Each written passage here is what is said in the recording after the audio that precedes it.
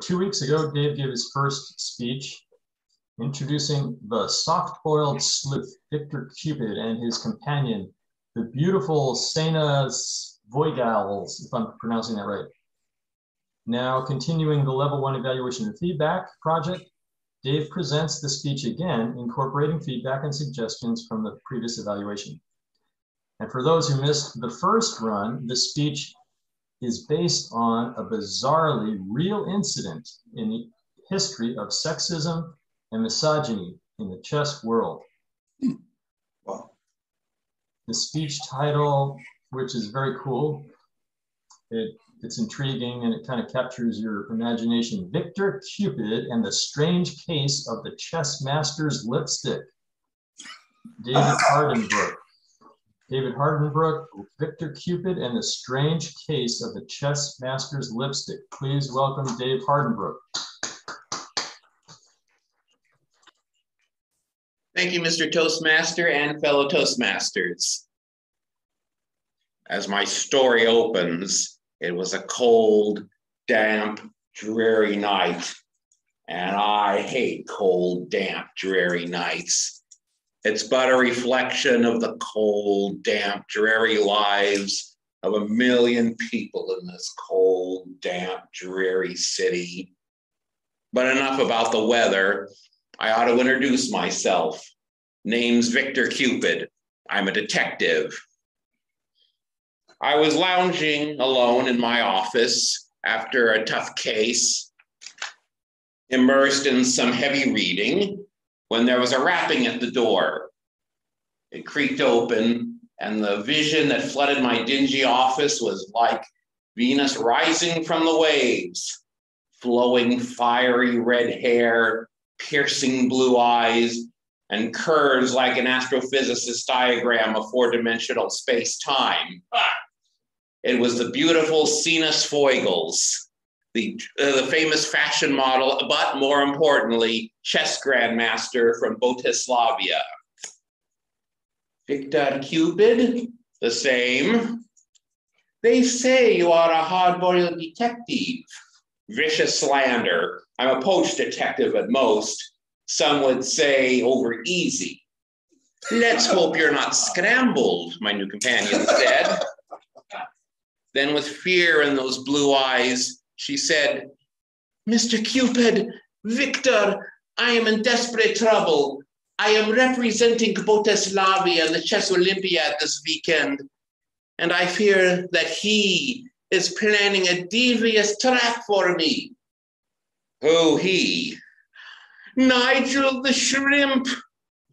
My blood boiled at the sound of the name. Nigel Shrimp was not only the most notorious bigwig in the chess betting syndicate, but he was also an infamous male chauvinist who hated all female chess players. Sure, I'll help you, kid, I said. I have nothing better to do this weekend but iron my socks. Oh, thank you, Kotik. And with that, she leaned forward and gently squeezed my shoulder and swept from the room. And because I had to take the trouble to look up on urbandictionary.com to find out what Kotik means, I'm going to make you to take the trouble as well. In any case, that weekend was the big chess festival, including the big international Olympiad. Sena was the only non-male competing, so she stood out like a nudist in a nunnery. But she took it in stride and handily won her first 9 games, chewing up her opponents and spitting them out no trouble. But then in the 10th game, a terrible tragedy struck. Suddenly and without warning, her opponent picked up a bishop and cruelly and mercilessly took her knight, taking a lady's horsey. That was low, and I hate low. Now a piece down and her position in dire trouble, Sena nervously licked her dry lips.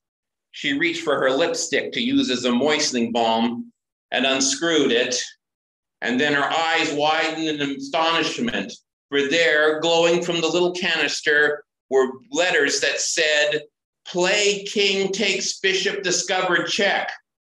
She was so shocked, she sneezed. Cheater, cried her opponent. She's hiding a chess computer in her lipstick. She's cheating. Immediately, the tournament arbiter stepped forward to investigate.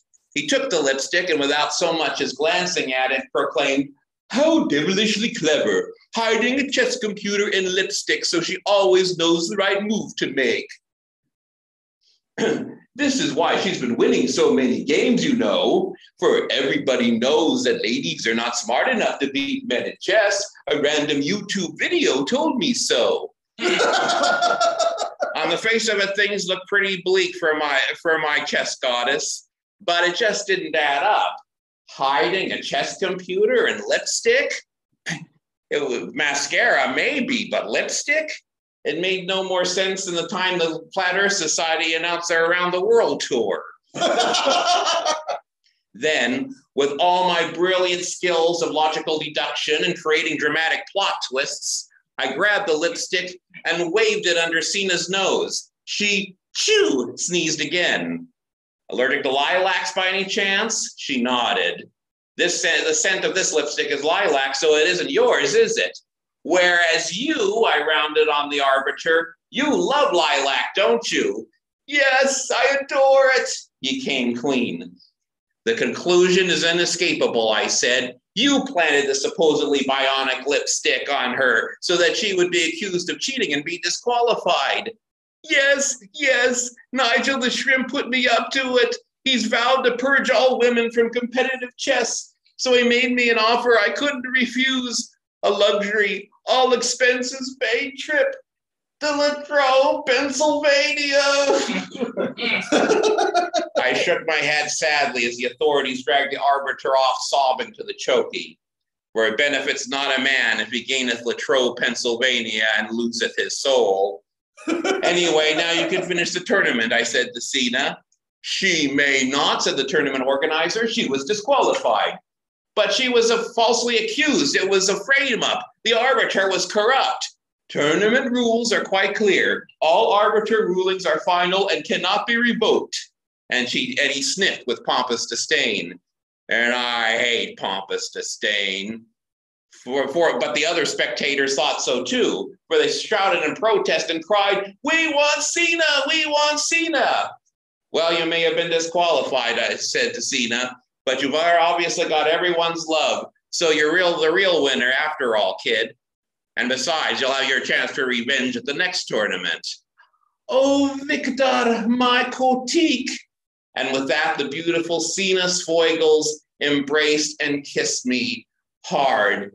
And in that exhilarating moment, I realized the truth of the old saying, which serves as the moral to my story.